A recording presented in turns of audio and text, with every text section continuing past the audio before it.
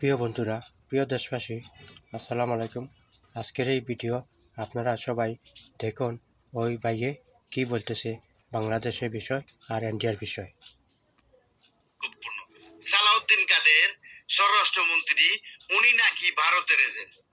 জামাতের আমির চ্যালেঞ্জ করে এবং প্রমাণ সহ এই ভিডিওতে দিয়ে দিয়েছে।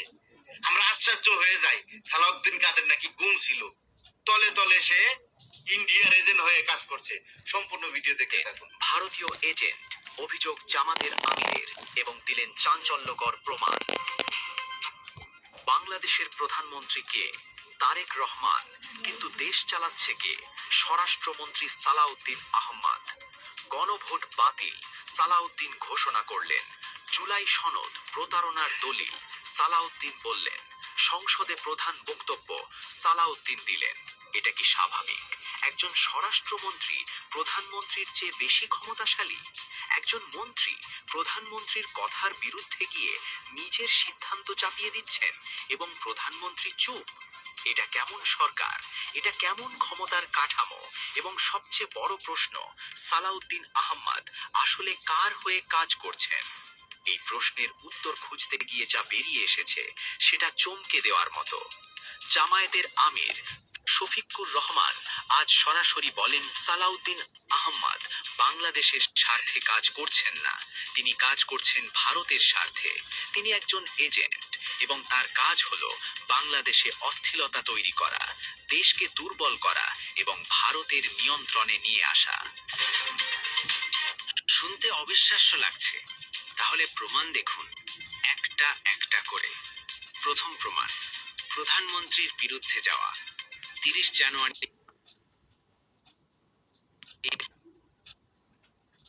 2026 নির্বাচনের 2 সপ্তাহ আগে তারেক রহমান সরাসরি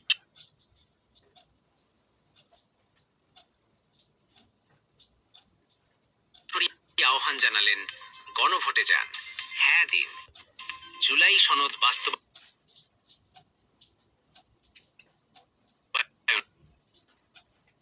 করতে হবে। এটা ছিল বিএনপি চেয়ারম্যানের কথা। বিএনপি সমর্থকরা সেই কথা শুনল, তারা গণভোটে গেল, তারা হ্যাঁ দিল, কারণ তাদের নেতা বলেছিলেন। এবং তারপর 31 মার্চ এবং 1 এপ্রিল, ক্ষমতায় আসার মাত্র 1.5 মাস পরে স্বরাষ্ট্রমন্ত্রী সালাউদ্দিন আহমদ জাতীয় সংসদে দাঁড়িয়ে বললেন, জুলাই জাতীয় সনদ বাস্তবায়ন আদেশ অন্তর্বর্তী সরকারের অন্তহীন প্রতারণার দলিল। তিনি বললেন, এই আদেশ বেআইনি, সংবিধান লঙ্ঘন। তিনি ঘোষণা করলেন গণভোট বাতিল। এটা কি? এটা প্রধানমন্ত্রীর কথার সরাসরি বিরোধিতা। প্রধানমন্ত্রী বলেছিলেন হ্যাঁ, মন্ত্রী বলছেন না। এটা কোন সরকারে হয়?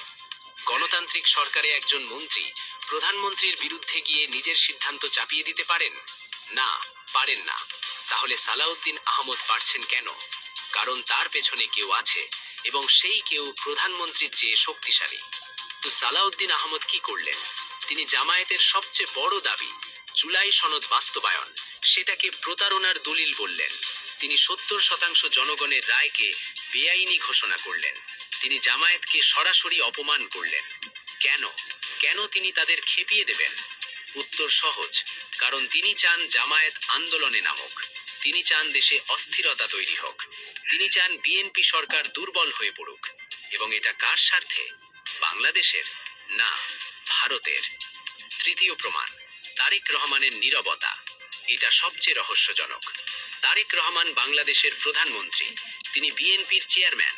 তার একজন মন্ত্রী তার কথার বিরুদ্ধে গেছে, তার নির্দেশনা অমান্য করেছে, জোট সঙ্গীকে অপমান করেছে, দেশে সংকট তৈরি করেছে।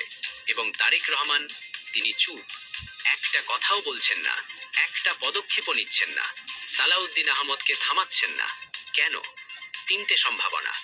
1, তারেক রহমান দুর্বল, তিনি নিজের মন্ত্রীকেও নিয়ন্ত্রণ করতে পারছেন না।